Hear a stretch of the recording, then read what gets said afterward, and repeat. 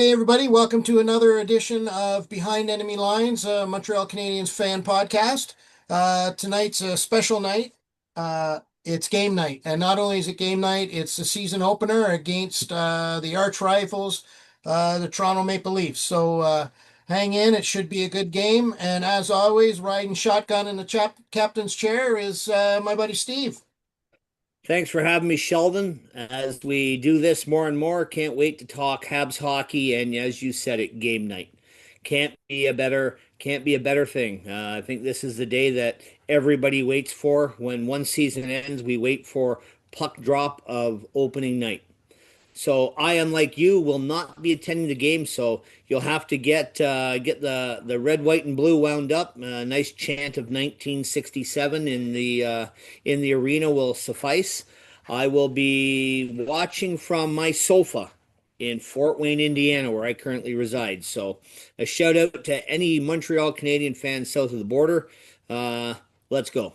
Yeah, and if you're south of the border, you're welcome to be part of our club as well. This isn't just for those of us in Toronto.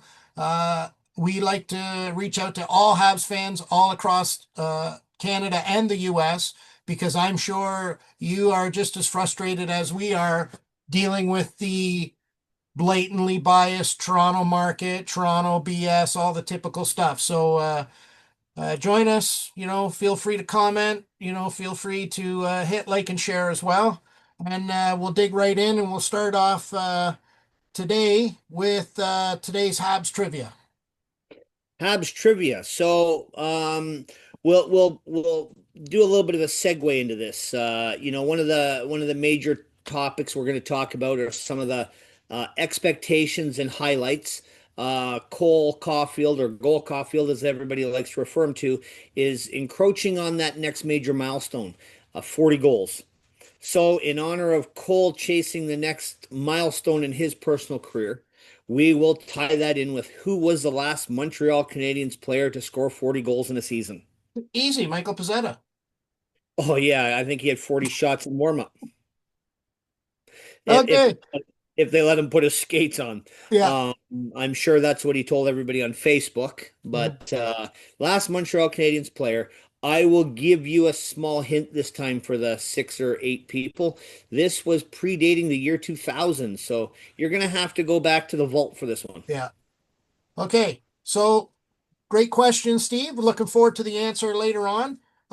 Today's topics are we're going to do like a three-pronged approach kind of thing here. So I'm just going to tell everybody up front what our projection, or sorry, our topics is. We're going to do Habs players projections, which, what we expect from the players from last year, goals, assists, things like that. Maybe in Arbor's case, penalty minutes. And then we're going to do lineup projections, what the experts are saying, what you see on the web, what you see, in discussions, and we're going to give our own ideas. And then we're going to do, in honor of game night, we're going to do a roster comparison between Toronto and Montreal, see where they stack up, and go from there. All right. So what we'll start with is our player projections and what we think is fair to expect from the players list this year. So take it away, Steve. So we have to keep this under a couple of months in one session. So we won't touch base on every Habs player. Obviously, some of them are going to be tougher ones. So we'll highlight a few of the easy and obvious ones, the so-called water cooler topics that, if you and your Habs buddies were sitting around, what is it that you talk about? So let's start off with El Capitano, Mr. Nick Suzuki has matured. I see you're repping the If captaincy, I can so do it right and show it here without being a yeah, total, what do we yeah. got Don't here? There we please go. don't There we go. undress. Please don't undress. You can't Yeah. unsee certain things, Yeah. even on the internet. Um, Nick Suzuki last year, career year, and I think we've said that each of the last few years. Mhm. Iron Man guy last year was the first player to top 80 points since Alex Kovalev. And in an odd, bizarre stat, I'm sure everybody's aware of it. Alex Kovalev was the only Montreal Canadiens player to top 80 points, while Carey Price was a goaltender. How Hmm. sadly depressing is that? Yeah. But Captain Nick, 89 points. Mhm. So, plus or minus, does he break 89 points this year?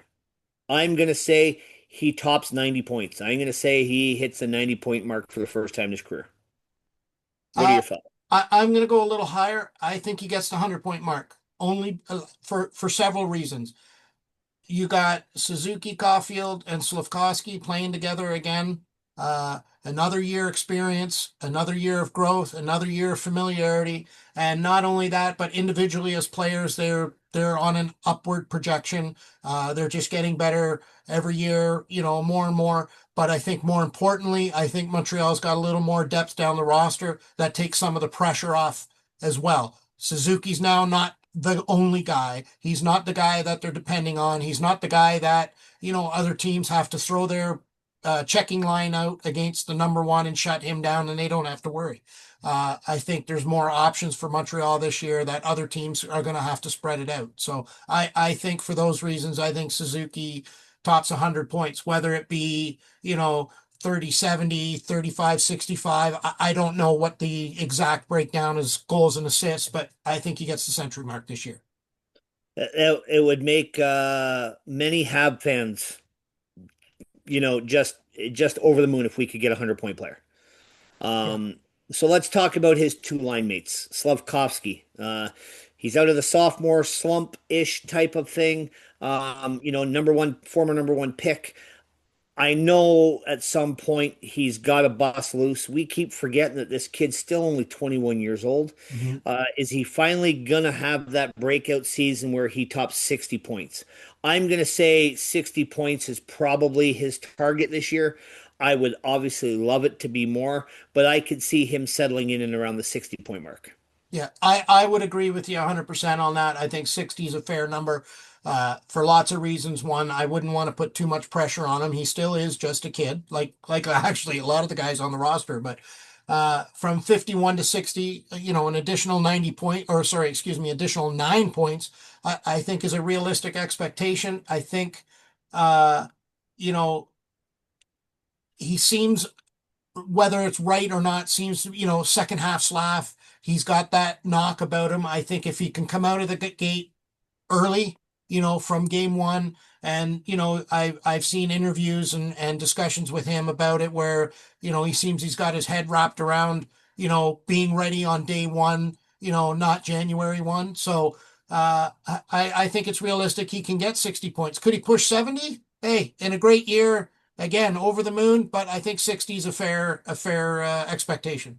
Yeah, I think 70 would be pushing it. Only reason being is we've added more offensive power. Mhm. Do I see Slav staying on the number one power play unit? That's going to be another question.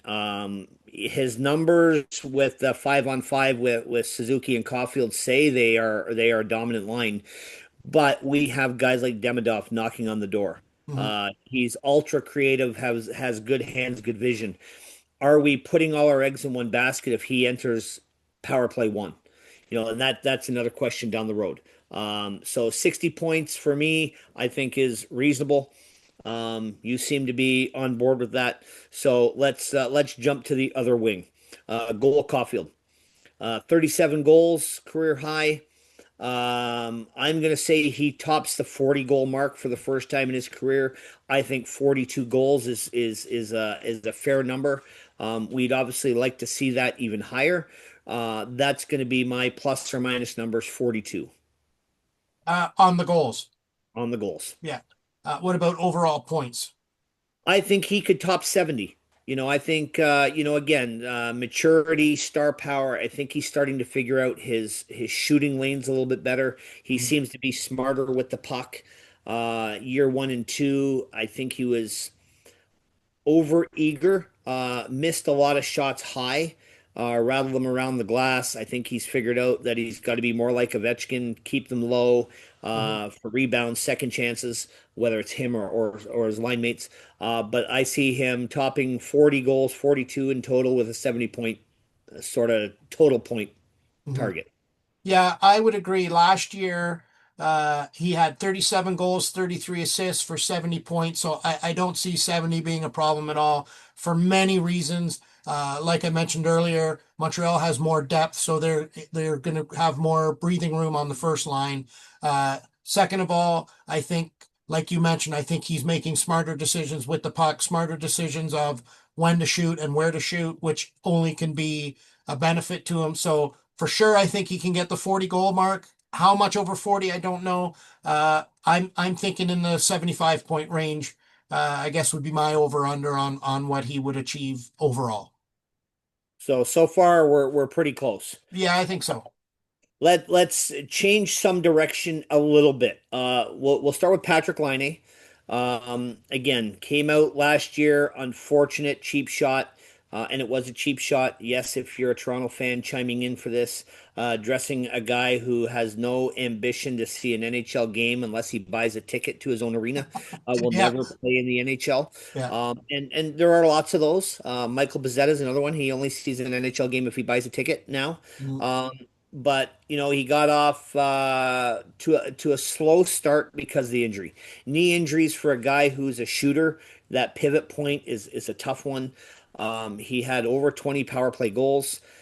Do I see Line topping 30 goals, 35 goals? I'd like to think he's in the 30 to 35 range with another 20 on the power play.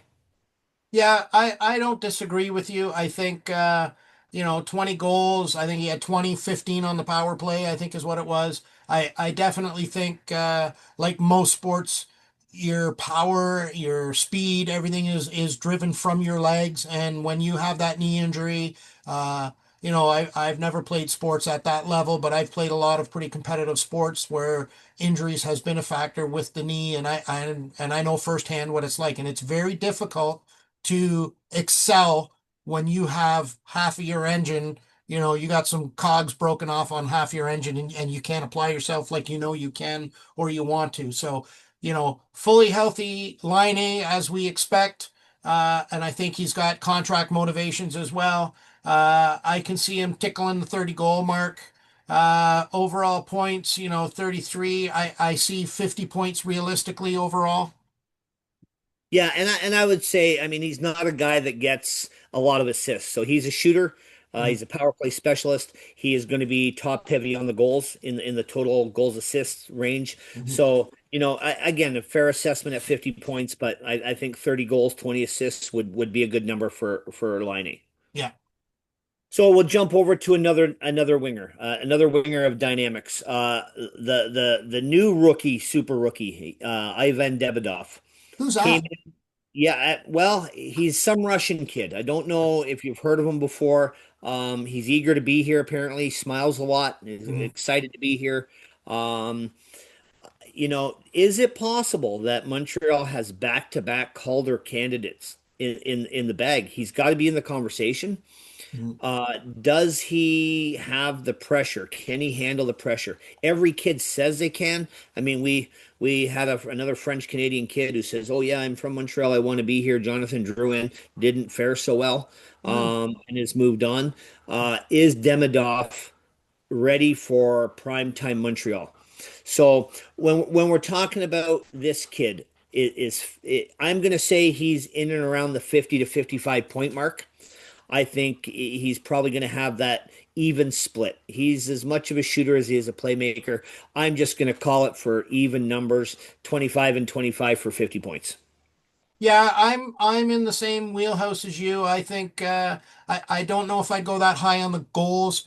I think he's a fantastic playmaker. I mean, the things I watch him do with the puck are, I mean, stuff I think most people wouldn't even think to do, and it's like been doing it his whole life. As far as goals, yeah, 25. And again, there's a lot based on depending on the amount of power play time he gets. Is he on unit one? Is he on unit two? So there's really going to be a lot of ifs and buts depending on how he's played. But played in the right scenario, 20 goals for sure. 25, I don't think is a stretch. I might go. I would say 60 points will be easy for him to get. I think he's going to be in the 70 point range. So Calder numbers. Uh, I would think so. I mean, if you look at last year, I mean, Lane Hudson, we talk about Jackeye being a unicorn. Lane Hutson's a unicorn all on his own for his own different reasons. I mean, that kid just did things that were, he tied Murphy, I think, for the assists record for a rookie. He beat Chelios's rookie scoring Montreal scoring for a rookie defenseman. So, I mean, you just see that coming. And I think Demidov is in that wheelhouse as well. I think Demidov is going to do some pretty special things. I think he's going to be in the 25 goal range, 70 points. And I think that gets him in Calder territory. Yeah, and that would be something else. I mean, here's a fun trivia question since we're talking about Lane Hudson winning a Calder. Believe it or not, we'll flip based on a defenseman winning a trophy in Montreal. Fun fact: no Toronto Maple Leaf has ever won a Norris Trophy. Really? Stupid fun fact. Hmm. Again, they just suck. So, They, we can. Toronto's problem is they chase all their stars out of town and they go win cups somewhere else. Yeah. Larry Murphy was booed off the Yeah, ice, and then look what he went to do outside of Toronto after Toronto. So yeah, uh, they can't be right at all, I guess. Not some of the time, they're just not right at all. yeah. Talking about Lane Hudson, uh, put up a lot of points, not tons of goals. Hmm. Does he get over the 10 goal mark this year? We saw him preseason, his improved shot, had a 2 goal game. Does he break the sophomore slump and not regress? Does he put up more points? Does he get up more goals? I think so. And again, I watch a lot. I'm going to give a shout out to some other podcasts here. Sick Podcast with Tony Marinaro. I watch a lot of that. I watch a lot of the Star Podcast with Marco D'Amico and stuff like that. And a lot of them are there firsthand and seeing. And I've watched and they've talked about how one of the biggest things Lane Hudson worked on this year was his shot, which was I don't want to say lacking because how do you say, a Calder winner lacks, but he's still young, he's always learning, but apparently he's worked on his shot immensely. And from what I've seen him play in the preseason, you can see a noticeable difference in his shot from last year and this year. Last year, it seemed he was shooting just to put the puck on net. This year, it seems like it's shooting harder and a little more accurate with the purpose of scoring, which makes a big difference. So can he get into the double digit goals? I think 10. I don't think that's a stretch at all. So can we say 15? Are we putting a number on this? I don't know that I would put a number because I wouldn't want two things to put. I mean, not that he's going to sit here and watch our podcast today or tomorrow and say, hey, those guys said I'm going to score 20 goals. I better do it. Right. But I don't That's want to not how it put works. pressure on people to say that, he's going to score 20 or he's going to score 25. He'll be in double digits for sure. Does he get 20? I don't know, but I think he's gonna pile up the assists this year. I think he's just got too many people that he can dish it off to that can put the puck in the net now, and I think he's gonna. I hate to say it. I just want to go over here real quick and see his numbers from last year. Lane Hudson, 6 goals, 60 assists. Phew, he might get 80 assists this year. That'd be something. I mean, Mhm, I'm thinking he's probably in the 10 or 12 goals. mhm. Last year he did not start on power play one. Yeah, That was Mike Matheson role.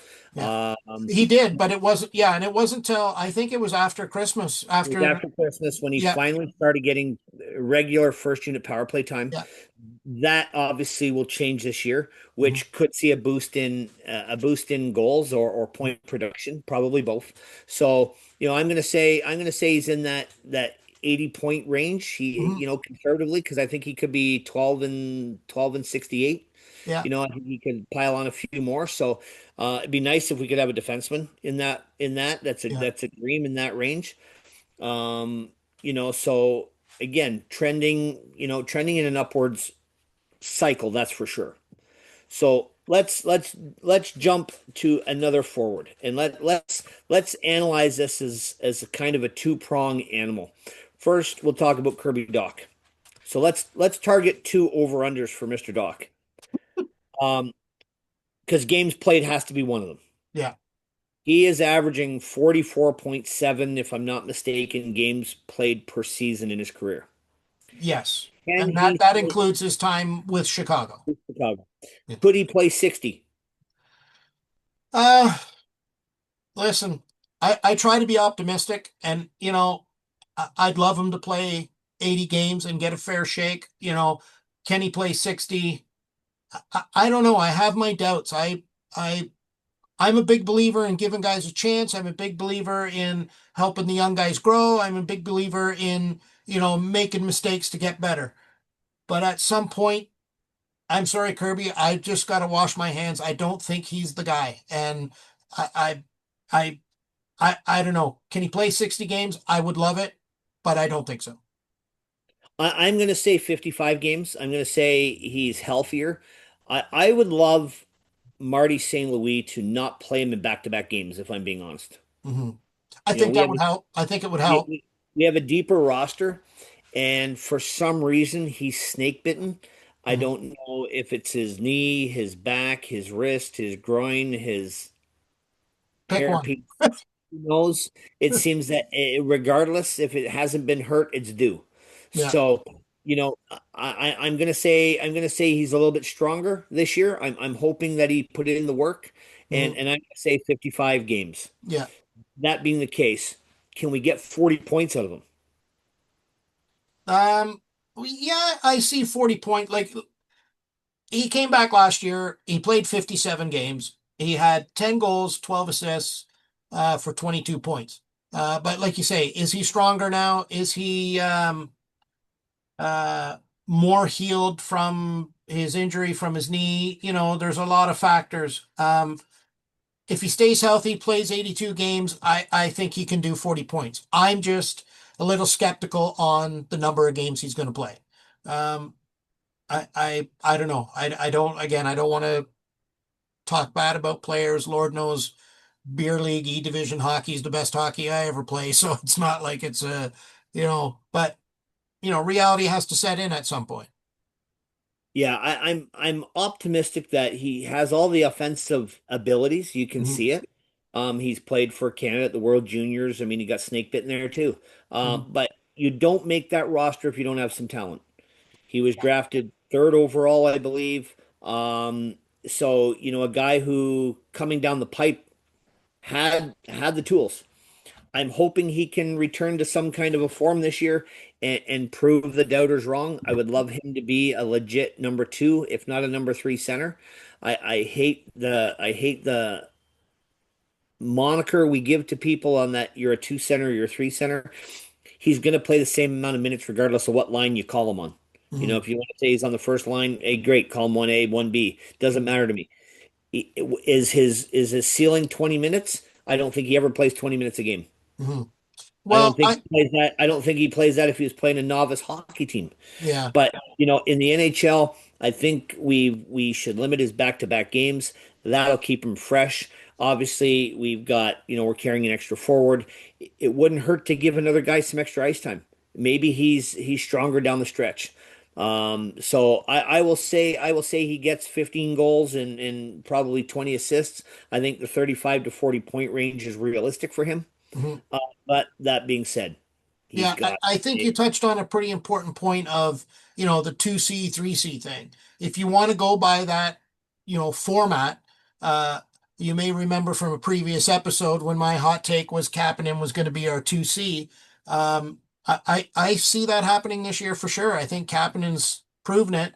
I see a lot of different roster projections from different, pundits, experts, and things like that have Kapanen there already and Doc at number three. Maybe that's what he needs to do. Maybe he needs to be at three, uh, and relieve some of the pressure from him where he can be more relaxed, and he's not facing the other team's top lines, top players, things like that, where he has a little more room, a little more time and space, and he can excel. But I think you're right. I think. I'm not sure 100% that I would go the every other game scenario, but I definitely think he needs to get the 82 game idea out of his head, and I think that would help. agreed. Everybody wants to play 80 games. This is a rough league. It's a lot of travel. Mhm. And a guy who's been hurt, I just think he's barking up the wrong tree. Yeah. 82. So as far as overall points, you know, goals, assists, I think 40 would be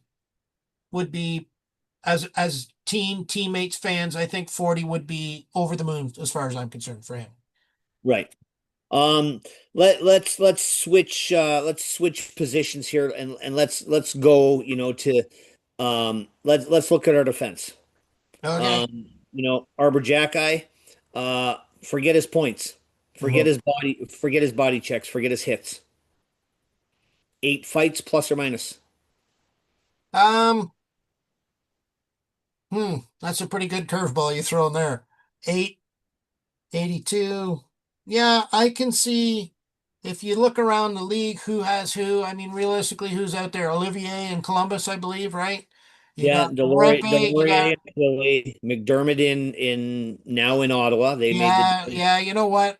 I think 8 is going to be easy for him to get, and I'll tell you why. Because Rempe, the friggin' pretzel that he is, he's just a little skinny beanpole. He's always trying to, he can't do anything else. Like, so he's going to have to fight to keep the spot. And when I mean that literally fight to keep his spot. So I right. see him going with Rempe once for sure. The Olivier, funny thing is, sorry. the funny thing is, all those guys are in our conference or division. Yeah. So, And then you're going to see Olivier for sure. But yeah, but anytime. Ottawa, I think this year, I think the most exciting hockey is going to be between Ottawa and Montreal this year, and I see a couple good tilts there. And I mean that doesn't include even anybody out west. We haven't even crossed, the Western time zone yet. So I think eight's, maybe even ten's a fair number. I'm going to say he's probably in the 9 or 10 range personally, Hmm. just for the same reasons you talked about. He has garnered a reputation, and some cement head from another team is going to get his fair crack at this and say, Hmm. that's the guy because he's a strong individual. Yeah. Uh, you know, is it realistic? Do I want to see him in the box 10 games fighting? No, I'd love to see him not fight that many times, but the bottom line is it's going to happen. Yeah, he's going to You have know, to. Because you yeah, think about all these guys coming, like the guys I just mentioned, McDermott in Ottawa, like you had mentioned, stuff like that. That old adage, to be the man, you got to beat the man. And right now, Jack Guy's climbed that ladder so fast, he is the man. And I don't care what team you're a part of. I hear fans universally across the league saying, Arbor's the guy. So you want to be the guy, you got to beat the guy. yeah. I would put him in the top three with Delorier and Olivier for sure. Hmm. There's been spirited tilts with both guys. But I see fights early, and then Hmm. the second half of the season, I see them tapering off when Hmm. guys stop proving their point. I see them Yeah. having to drop the gloves less, and that will probably tie hand in hand with his brother getting called up. So we'll have the sheriff and the deputy out there, Hmm. and Florian will have his fair share of fights. So it's not gonna turn into slap shot on ice at the Bell Center. Yeah. Um, Yeah. because I'll send them the glasses and tape them up personally if we need to. Yeah. But I think there's enough fisticuffs for the pair of them. Yeah. And keep an eye out for Struble too, because I think he knows he's gonna have to toughen up to keep his spot too. He'll get his chance, and he's going to have to do something a little bit dynamic moving Yeah. forward because if you're hoping that somebody else doesn't play well to get your minutes, that's not the way to do it. Right. Yeah.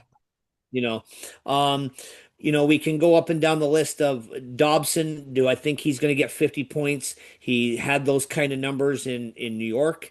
I see him once he settles into his groove. I see him being a slow starter in the first half.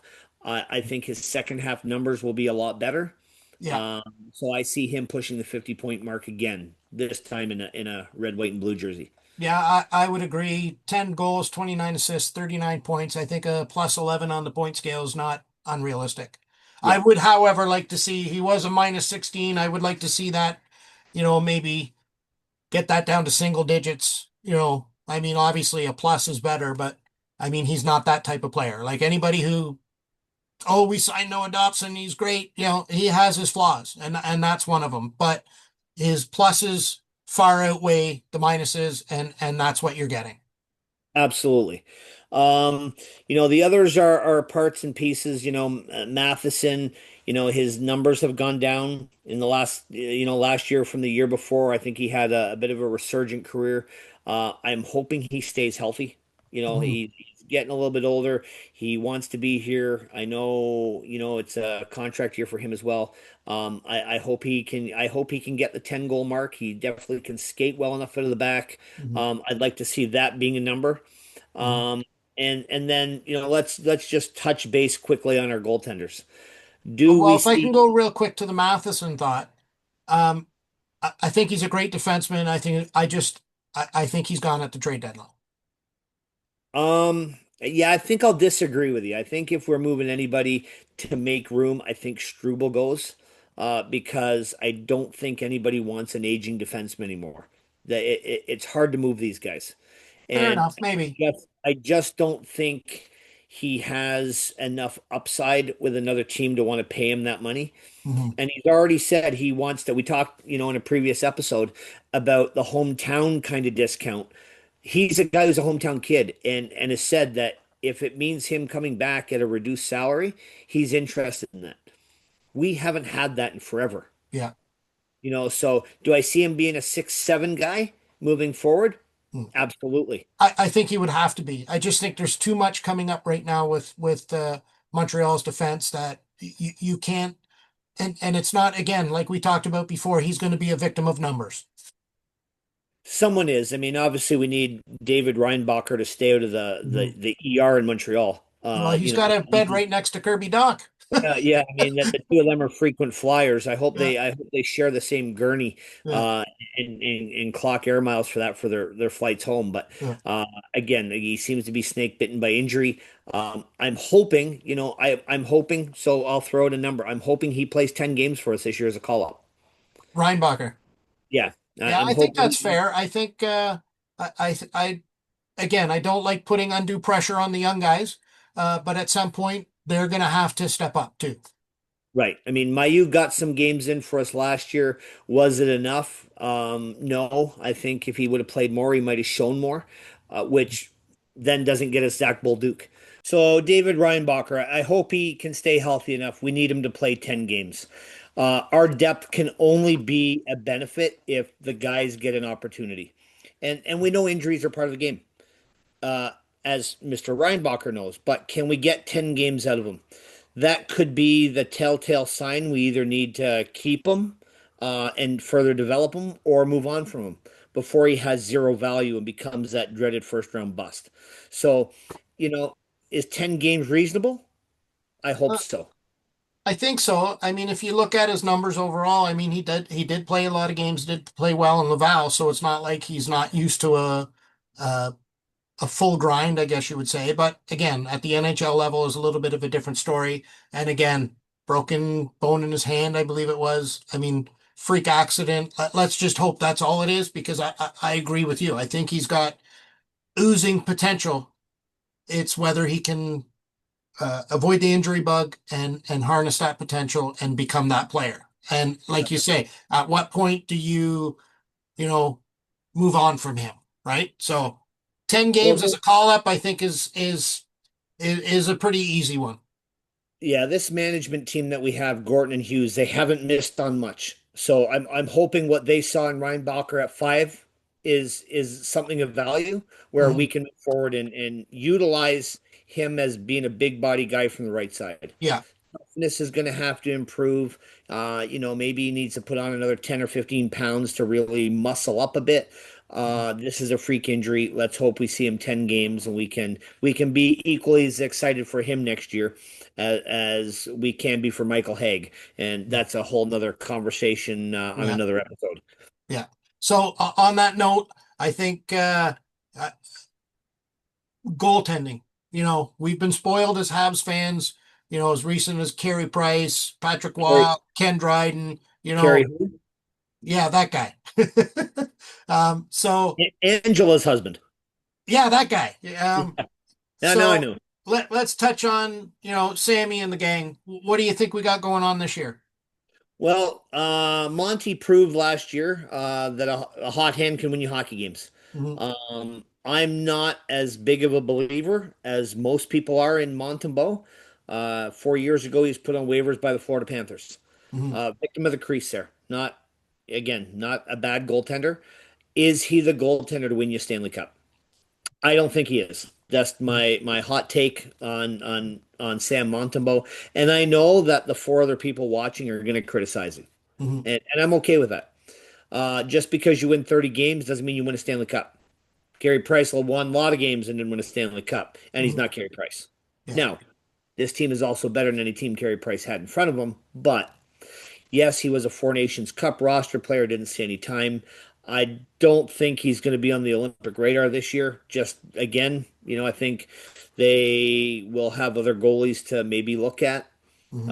Um, but I'd like to see him eclipse 30 wins again. I Hmm. think that's realistic with the team that we have.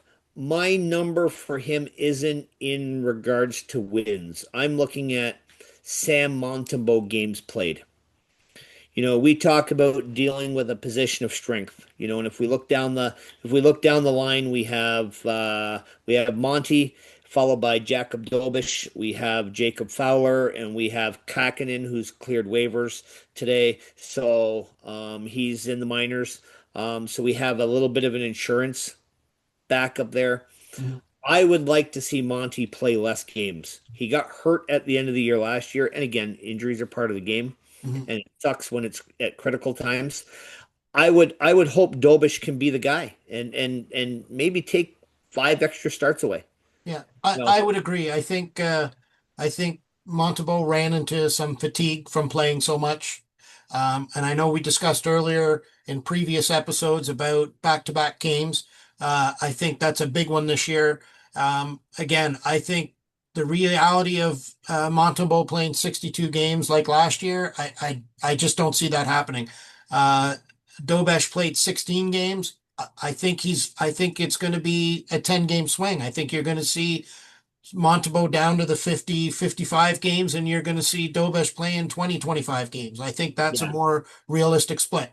I couldn't agree more. I think the 20 to 25 games has to be the target. Hmm. Um, he came on and played well last year. I would like to see him play the 25, Yeah. especially if he's playing well. He's uh, Hmm. he's a big, cool, calm, collected cat, Hmm. and he could be one of those hidden agendas that we get lucky again. Hmm. I don't want to call him Carey Price 2.0. I don't even want to call him Steve Penny 2.0, but Hmm. we need to get a diamond in the rough somewhere. Yeah. Yeah. Everybody needs a break. I'm going to throw a little curveball at you. What are the chances Fowler plays a game this year? I think it's going to happen. Again, you might get into that stretch of the back-to-back games or 3 games in 4 nights, and if we have one of those games in Montreal, I could see them calling him up and playing him a game. Yeah, It's going to happen. I think so too. I see him getting the game this year, uh, if for nothing else, to give him a little bit of a experience in the show, right? Yeah. And Oh, he has a the learning dangle the carrot. experience. Yeah, The dangle the carrot. I mean, yeah. if he has another year like he did in Laval last year, let's just jump forward ahead, cart before horse. Mhm. Dobish plays really well. Fowler starts lighting it up in the AHL. Mhm. Do we trade Monty at the trade deadline? Could that be the unicorn that gets you that one or two pieces? Because Mhm. surely he would be an upgrade to a lot of teams starting goaltenders. Yeah, and I agree. I think of all the things we've ever discussed, I think you and I are on the exact same page with Montembeault. Is he a good goalie? Yes. Is he a great goalie? No. But he's the guy that, he's not going to lose you a game, but he's not going to win you a Stanley Cup either, like you say. And I don't think he's in their long-term plans. I think he's the stopgap until Dober steps up or Fowler's ready. And I think I see Fowler on the 2 year plan that he's going to be, this year in the American Hockey League. And obviously a lot depending on how he does, but there's nothing in his history that tells me anything except he's going to light it up down there. You look at anywhere he's played, it's been the same. Um, so I see him coming up next year and playing as a backup kind of a role, but getting a solid chunk of games. And then the year after, I think he might be the starter. Yeah, I'd like to see him get three or four games up with the team this year, Mhm. play in a couple, sit on the bench for a couple.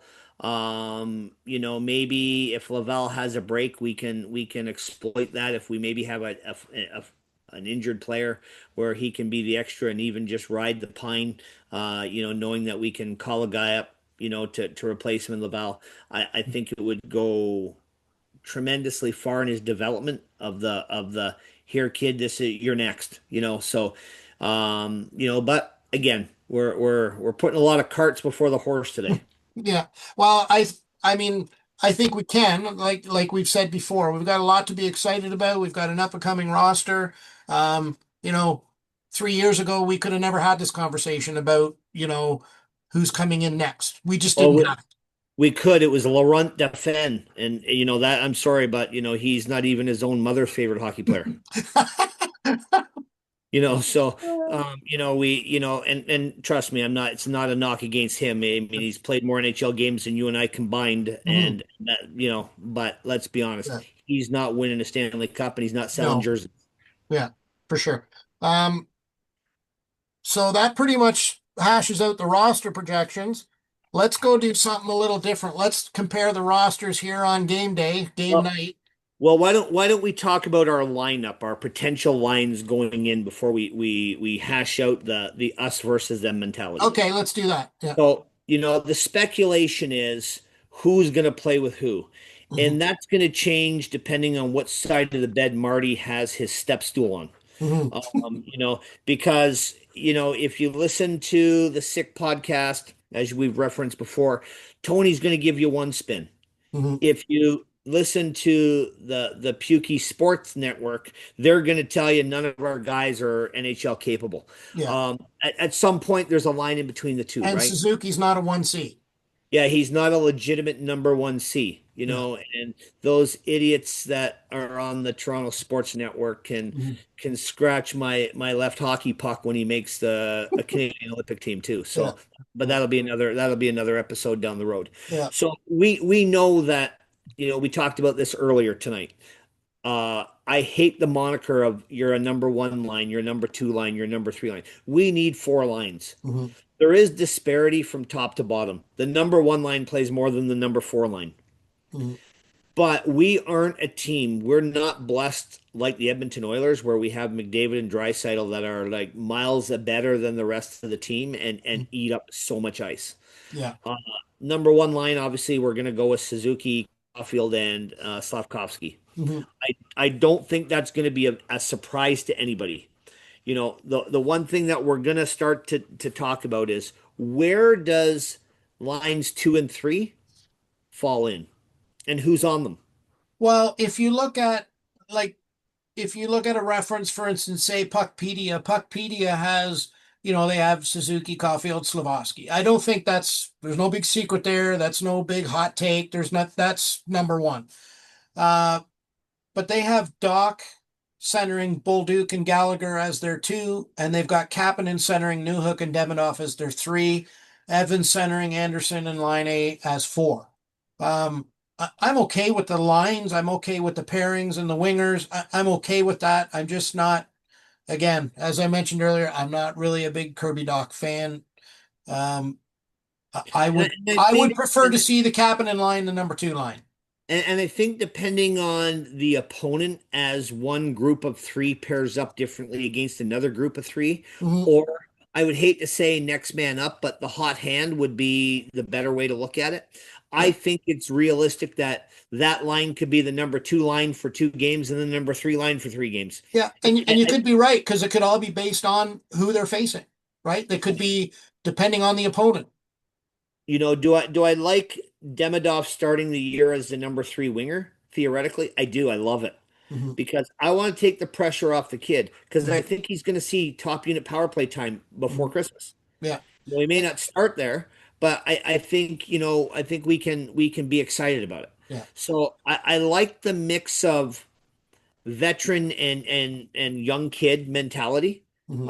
Obviously, when you have guys like Josh Anderson and Brendan Gallagher in the lineup, Hmm. you've got grizzled veterans, guys that have been in the league a few more years, that can balance out the young kids. Because again, Demidov is only 19, 20 years old, Yeah. right? Doc's 23 years old. Like these, we still have young guys on this roster. I think we enter the year as the youngest average age in the NHL. Yeah. Could be. You know, And But I think as a what I like most about, again, whether Doc, Kapanen, one, two, three, whatever, I think more importantly, I like the idea that they've given Demidov some players that he can work with. You've got Kapanen's speed and creativity that that can match Demidov. They showed it in the preseason. They played well together. It's like they were in sync. They almost knew where each other was. So fast forward 20, 30 games into the season when they get that much more familiar, how much better will it be? I like the idea that they got Newhook out of center and put him on the wing, as far as I'm concerned, is where he belongs. And we all know he's got speed to spare, right? So, I mean, all them cold nights in Newfoundland, he had to get home quick. So I'll strap on the and skates and off you go. yeah, and line A is the I won't even call him a unicorn. He's the donkey because Mhm. he himself is an ass, right? Yeah, Here's yeah. a guy that came in with an NHL ready shot. A lot said he was more prepared for the NHL at the time of entry than Austin Matthews, who was drafted one spot ahead of him. And we know how that comparison has gone. Mhm. So is he fourth line material? Maybe, Mhm. if his attitude doesn't change.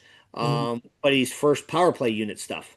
Yeah, So, is he going to get 6 to 8 glorious minutes up a man? Sure, because that shot's unbelievable. yeah, yeah. Um, so who becomes the odd man out? Joe Mhm. Valeno. Yeah, Is that the right choice? I think it is. Um, but he'll draw in night two. yeah. You And I know, think it's the right choice again, based on the opponent.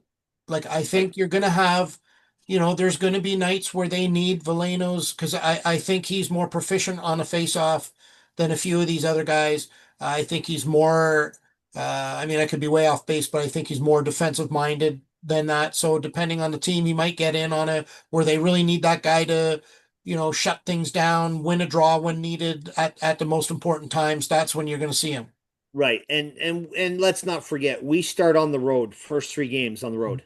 So we're Wednesday in Toronto, Thursday in Detroit, and then Saturday night in Chicago. Yeah, So we don't have the benefit of the last line change. yeah, So having a defensive stalwart to go out and take a draw, yeah, that gets countered right away. yeah.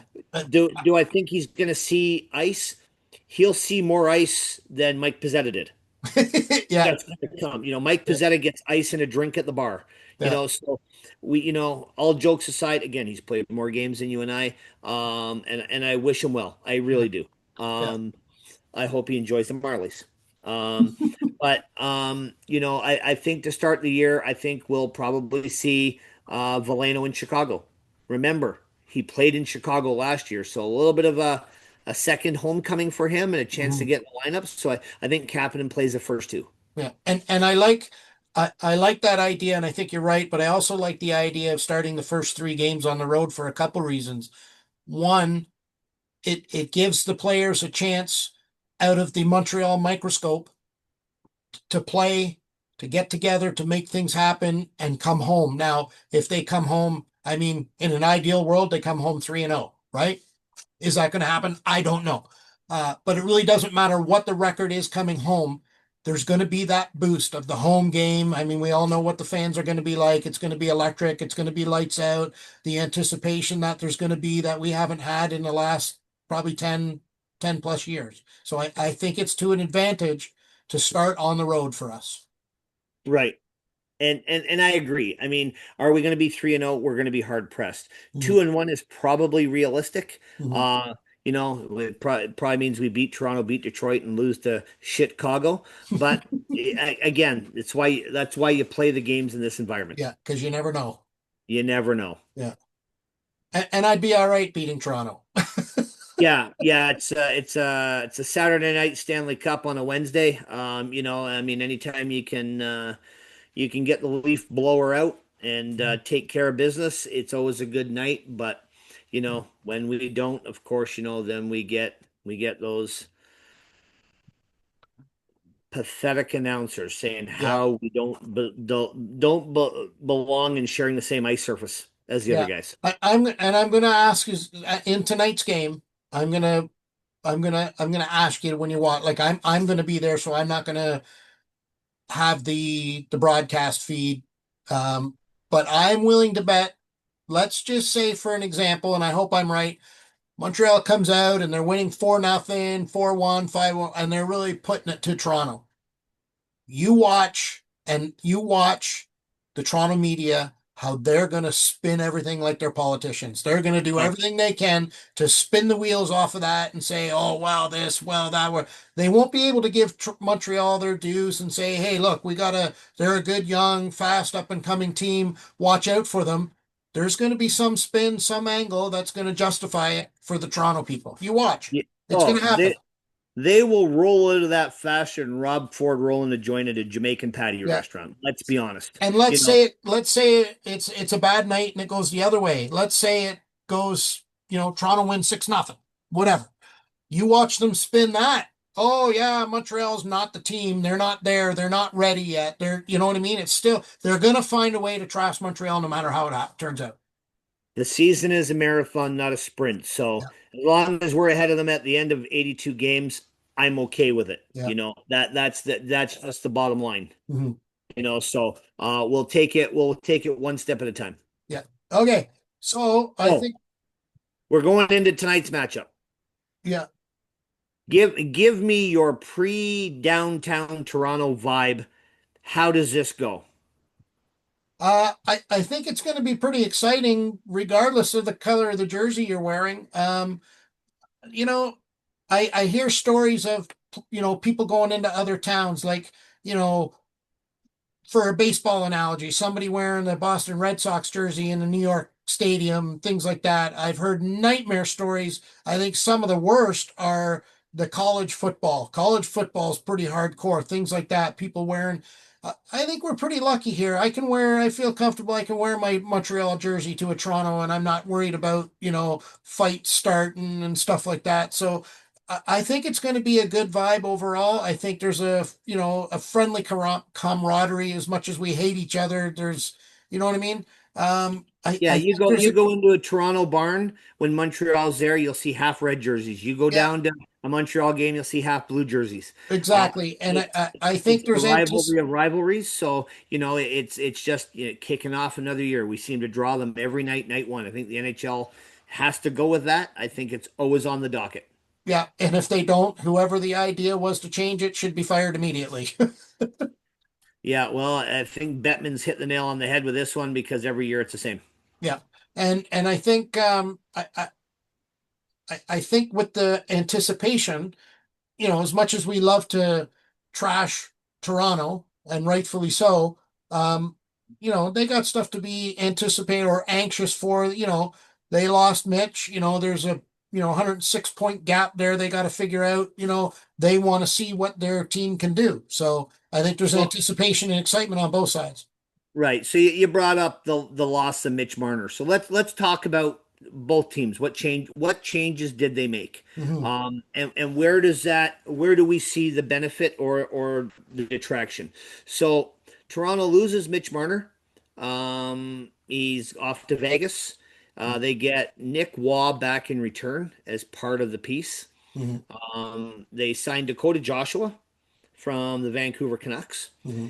And this week, as of yesterday, they signed Sammy Blais off of waivers. We unfortunately lost Sammy. Played for um, played under the coach Berube in St. Louis. So did he have a say in it? Possibly. So those are the three main cogs that Toronto is going to have to rely on. Do those three pieces equal Mitch Marner? No, but let's look at who else Toronto lost. You lost Ryan Reeves, and I don't know that's a loss. Hmm. He was he Yeah. he was he was a heavyweight who couldn't fight heavyweights Hmm. anymore. Yeah. A guy who could be a skater but couldn't play hockey.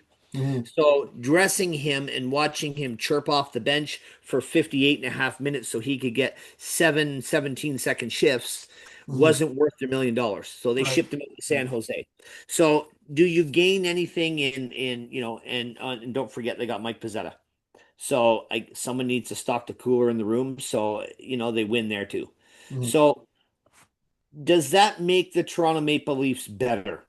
Um, Teams or players, people will tell you the best player in the deal is the team that wins it with the best player. Mhm. Vegas got Mitch Marner. Yeah. So Toronto is not a better offensive team because they got Nick Wad, Dakota Joshua, um, back in return, and then signed Sammy Blake. They're not better for that. Yeah. They're, as Brian Burke would say, ex-Leaf GM, they're more truculent, Mhm. but that doesn't score you 106 points. Right. The wild card for Toronto is, can Stolars play a full season? And they're entering a year where Joseph Wall has left the team for family, personal, medical leave. It's not really been defined. And they yesterday signed, not, I don't think for their active roster, but for organizational depth, Caden Primo. Mhm. So, Primo's probably number four on their depth chart now. You've got Hill to be that, 6'7" giant. Is he a legit NHL backup? He hasn't impressed anybody, Mhm. but they brought James Reimer in.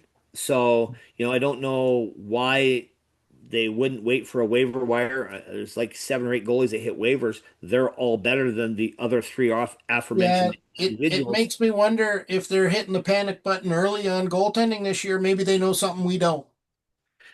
Or Wall isn't going to be gone that long, so they didn't want to panic yet. Mhm. Um, the Toronto defense is the same as it was last year, but 1 year older. It Yeah, doesn't mean they're 1 year more mobile. one more year worse. And then they re-signed Pajama Boy. Mhm. So he's now not getting paid 11 million. He's now getting paid 6.5 million.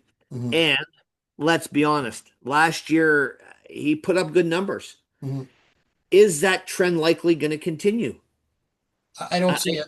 I can't see it Yeah. because you lost Mitch Marner. Mhm. So when you lose a guy that either sets up or is a primary assist machine, everybody else suffers. Yeah, And Marner made in his own way other players around him better, at least statistically. yeah, I think Um, so. so is he the right guy? Willie Nylander has not looked good in preseason, but he's a prima donna half the time, anyways. Mhm. He has been their most consistent playoff performer in each of the last five Yeah, years. not So not Willie Nolander. yeah, yeah. Wilma Nolander. Yeah. Shout out to a longtime buddy. Yeah. We'll have to have him on, James Hurlbert, when you Yeah. start listening. I know he's your favorite player. And spoiler alert, you're probably going to get a jersey of his for Christmas. Your family loves you. We should Uh, buy him one. yeah. Um, or at least make a t-shirt on a cricket machine. Yeah. But Willie Stiles seems to get his 40 goals. Mhm. But again, there's something missing. Yeah. Well, I tell you what I think. I mean, we touched on the goalies. I think we're pretty much in agreement on the goalies. Defense, I've never been sold on Toronto's defense for the last few years. And like you say, they're a year older. They're a year. You win from the back end. We all know that. Stanley Cups, you win it in the back end, and Toronto doesn't have it. Forwards, like you say, Mitch Marner's 106 points are gone. The three players they brought in combined, I think, you know, do they have 50 points between them? I Might don't have know. might have 65 between them all. Yeah, so you've lost 50 points in essence that you've got to make up somewhere. The problem they're going to have is not only the fact that they've lost them 106 points, it's the 106 points themselves that they've lost. Of them 60 of them points, uh Austin Matthews, like, listen, I don't like him. I think he's soft. He's not a winner. He's not built to win, but he can score. He can score goals. I'll give him that. He might However, he he might only have the does, best release in the game. pardon? He might have the best natural release in the game. Maybe, maybe. But his problem is Mitch Marner set him up, was primary assist on 60% of Austin Matthews' goals. And that's not easily replaced. So Austin Matthews, I think, got 33 goals last year. He's going to be hard pressed to get 30 this year without Mitch Marner riding with him. Yeah, I mean, I like Michelli, who they brought in. Mhm. He was the other free agent signing out of Utah. I like him as a depth player, a third line player, a top nine guy. But if you're expecting him to come in and be Mitchie 2.0, Not um, happening. it's going to be bitchy 2.0 from the Toronto faithful because they're not Mhm. going to be happy with it. Yeah, So, does that make them a better hockey team? No, we've talked about that. mhm. We talked about that last episode. They are not going to get as many points this year as they did last year. Yeah, So how does that mean we line up against them? Again, we've made improvements. We traded away two first round picks for a guy who's been a number one, two defenseman on his team, and he's yeah, young, and he wanted to be here. yeah. He decided to come here. We've got the Did he emergency. not turn down bigger money to Yep, come here? yep. Yeah, So, that should tell you something. We have yeah, more offensive upside in Demidov and our top nine. It's phenomenal. yeah, Uh, so I like the direction and I think we match up well. yeah. Toronto had a hard time with us last year in the transition game. Mhm. Our speed Yeah. from our forward unit is second to none. I was just going to say speed is what killed him. Yeah. So, I think there's gonna be more of that. Yeah. You know, I see this as being a game where we are a better team. I think we're a more talented team. For the Mhm. first time in 10 years, 15 maybe, I can honestly say I think we are a better offensive team. We're a better skating team than the Toronto Maple Leafs. Yeah. Now we just got to do it. Now it's put up or shut up time, Yeah. right? It's shit or get off the pot. Yeah. Leaf fans have been saying that for 67. Keep on going on the drought, boys. It's not Yeah. Africa, but you're showing that things do dry up in Toronto. Yeah. Uh, Okay.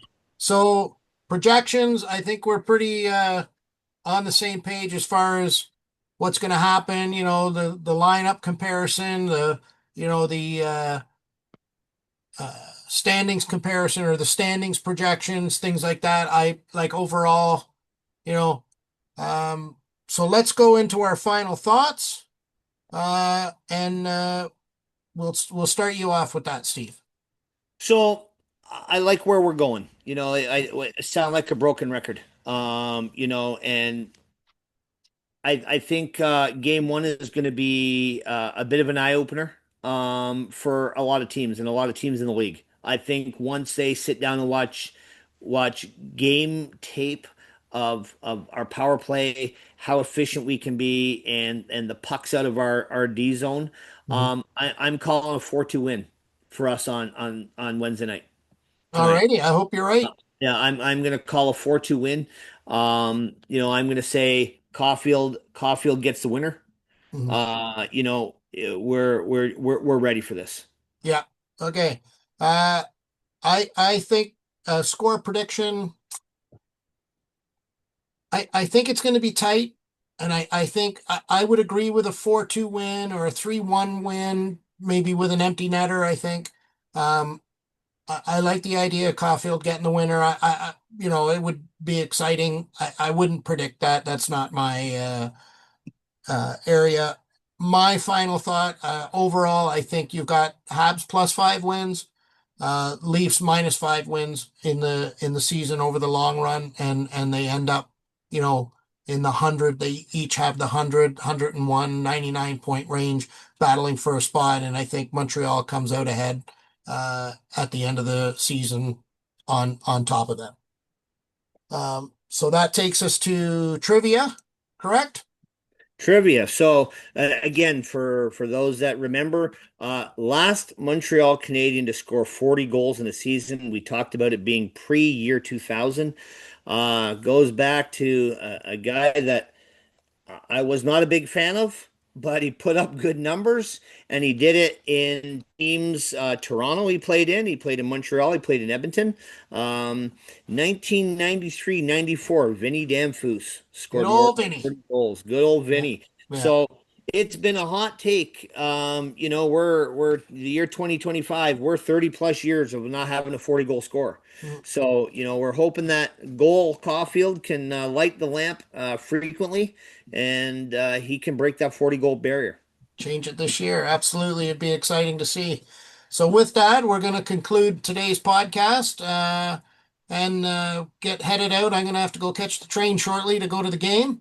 I hope it turns out as we hope and predict. I want to thank everybody for watching. I want to thank Steve for your thoughts and insights as always. Please like, share, comment, Facebook, YouTube, wherever you want to share it, and get the word out. Thanks a lot. Absolutely. And for those listening at home and sharing, most of you will have us on some form of social media. If there's things you'd like to see, please reach out, let us know. If there's things you don't like, we can handle it. We're big boys, and we'd like to make this better. At some point down the road, we'll talk about having some guest speakers on, whether they're other Hab fans, maybe Hab fans across the country. If you go to a game and you want to like, share, and send us a picture at the game, we can have you on. So we can talk Habs hockey behind your enemy lines, whether that be in Vegas, Edmonton, Calgary, Columbus, wherever you may be watching from. We can definitely arrange that. But for now, game one, Sheldon's got to go. Get ready. Treat that lovely lady to a good night out, and hopefully you can celebrate a Habs win. So keep your stick on the ice, and we'll catch you later on in the week, and we'll hopefully talk about a couple of Habs victories. Excellent. Thanks. Good night, everybody. Good night.